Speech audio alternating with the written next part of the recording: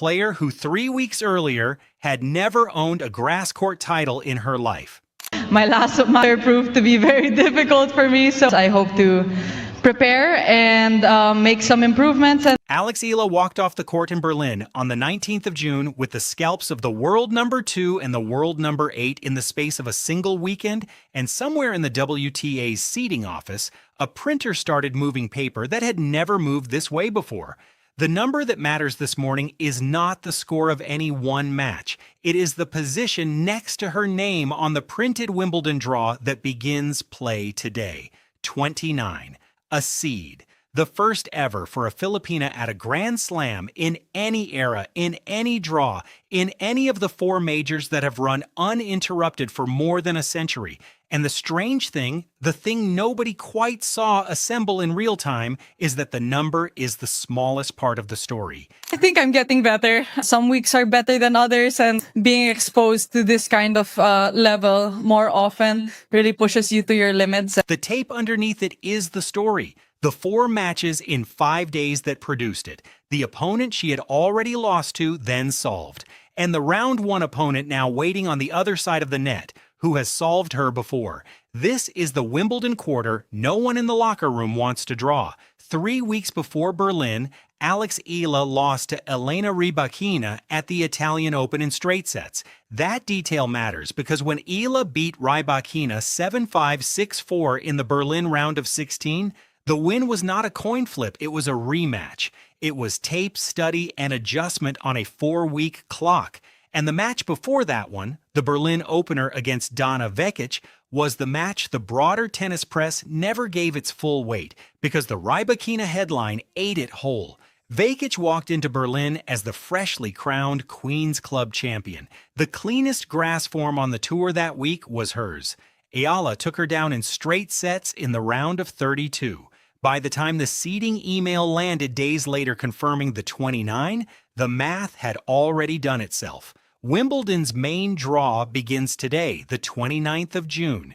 Eala's last competitive ball was 9 days ago. That is the recency window we are working inside. The structural counterweight at the top of this draw is Aryna Sabalenka, the world number 1, the top seed, 2 majors on her ledger, and the most weaponized serve in the women's draw. Sabalenka is the favorite for legitimate reasons, and nothing in this script is going to pretend otherwise. But the 2026 Sabalenka entering Wimbledon today is not the 2024 Sabalenka who tore through hard courts untouched. Her Roland Garros ended in a quarterfinal loss to Diana Schneider, and her own description of that exit, delivered in her own voice on the record, was that she had fallen into what she called a very deep, dark hole mentally and could not climb out. That quote is hers. The Guardian published a long-form interview with her 2 days ago on the 27th, in which she spoke about media pressure and the weight of her own self-perception. The establishment, in other words, is wobbling slightly as it walks onto the lawn. And here is the part the script will say clearly and only once. No public statement from Sabalenka about Eala has surfaced in the verified Wimbledon pre-tournament cycle. Sabalenka has, on the record, spoken about Eala only positively in the ABS-CBN documentary last year in passing remarks during Miami. The opposition in this story is not a feud. It is bracket geometry. It is the cold reading of a draw sheet. The case for treating Eala as the draw's most dangerous low seed is not a quote from a player. It is the tape from Berlin. And the tape is what we are about to walk through. Start with the artifact. A single 96-hour window on grass in Berlin between the 16th and the 20th of June. 4 matches, 3 wins, 2 of them against top 10 opposition on consecutive days. The first match, the one that gets erased every time anyone tells this story, was Donna Vekic in the round of 32 on the 16th. Vekic had won Queen's Club roughly a week earlier. She was the player most analysts would have named going into Berlin as the woman carrying the form to win the title. Eala beat her 7-5, 6-4. The seeding the tournament was about to recalculate did not begin with the Rybakina match. It began with this one. And this is what gets missed when the headline writers compress a player's breakthrough into a single name on a single afternoon. Eala did not back into the Rybakina draw line. She earned it by removing, in the round before, the player who would have otherwise been the seeding's natural beneficiary. 2 days later came Rybakina, world number 2, Wimbledon champion of 2022. The same Rybakina who had beaten Eala in 3 sets at the Italian Open in May. Berlin was the rematch on a 4-week turnaround, and the rematch went 7-5, 6-4 to Eala. There is a particular kind of player who beats Elena Rybakina, the kind who can absorb pace and redirect it without flinching, the kind who can read the second serve early enough to make the first serve carry the entire match. That player 3 weeks earlier had not yet existed in Eala's repertoire. By Berlin, it did. This is the moment the casual viewer files under upset and the professional coaching room files under adjustment. There is a difference, and it is the entire difference between a one-off result and a player whose ceiling has just moved. The Eala team solved a problem in 4 weeks that most of the tour has never solved against Rybakina at all. And the next opponent on the schedule was now sleeping on 24 hours of preparation against a version of Eala that had not been on tape until the night before. Here is the breath. Take it before the third cluster, because the third cluster is where the script lands. Everything to this point has been the tape, the match log, the dates. What follows is what the tape produced, administratively, historically, and in the literal room she is about to walk into this morning at the All England Club. The story stops being about wins and losses around here. It becomes about what the sports accounting does when the wins and losses no longer line up with the rankings they were supposed to.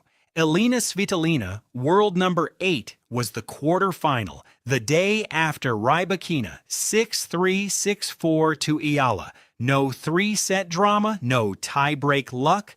A clean win in straight sets against a player whose entire game is constructed to neutralize aggressive ball strikers, to absorb pace, extend rallies, and break the opponent's rhythm with depth and angle. Svitolina has built a career on making the other player play one more ball.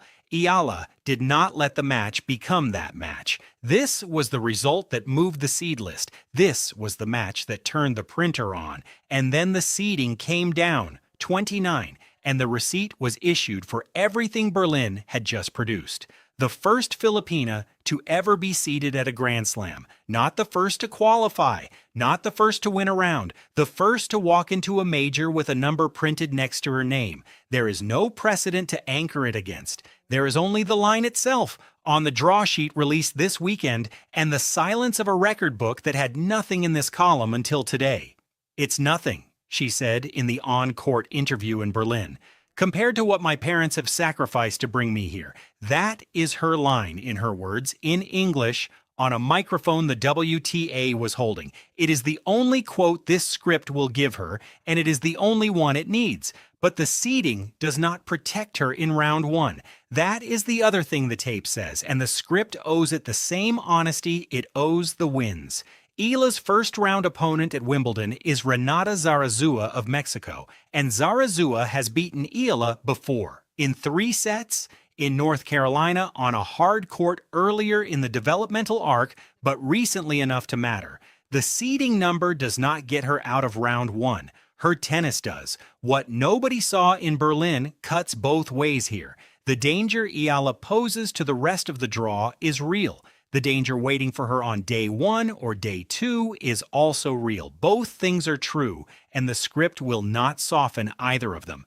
The analytical voice on this, for anyone who wants the credentialed framing rather than mine, is ESPN's Tennis Desk, which published a feature in early June after the Birmingham title titled "Alex Eala's Birmingham Open Win Offers Proof Her Game is Still Growing." The frame ESPN built, and it is the frame the Berlin run then validated 3 weeks later, is that the Birmingham title was diagnostic, not anecdotal. It was evidence of game expansion, a wider service return zone, a more reliable second serve under pressure, a drop shot deployed not as a panic button, but as a tactical interruption. Just Women's Sports, in their coverage of the seeding milestone, framed the 29. Next to her name as the historical line, the first Filipina seeding at a major, and paired it with Emma Raducanu's seeding as the symmetric British storyline. Two credentialed outlets, two different lenses, same underlying tape.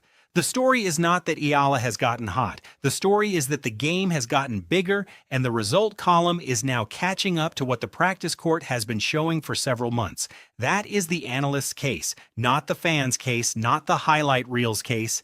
The reporting case in print by the desks that cover this sport every week of the year.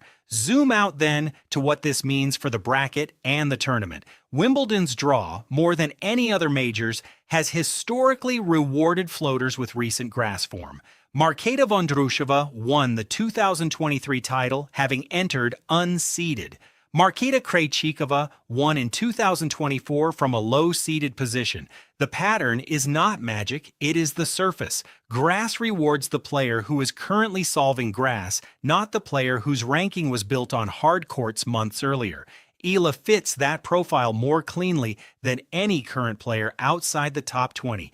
2 top 10 grass wins in 48 hours, a grass title 3 weeks ago in Birmingham, and a seeding number low enough that she is, mechanically, in the same half of the draw as players who outrank her by 10 or 15 spots but have not played a competitive grass set since last year. The other expansion of the stakes is the one the Philippines is already living through. A BSCBN GMA Rappler Inquirer, every major Filipino outlet has flagged the seeding as a national sports milestone. Reddit's Philippines community has carried the headline. Filipino sports Facebook groups have been circulating the Rybakina win as the biggest single match in Filipino tennis history. None of that is the story by itself, but it is the chorus underneath the story, and it is loud, and it has been waiting a long time to have something to be loud about. There is one thing the Berlin run did not give her, and the script owes it the honesty of naming. The semifinal, Linda Noskova, 6-2, 6-4 straight sets, the fourth match in 5 days, after 3 consecutive matches against top-tier opposition, and the legs had nothing left to give. There is no quote from Eala on the loss in the verified record. The analytical reading is the simple one. A body that has just produced 2 top 10 wins on grass on consecutive days does not produce a third the next afternoon.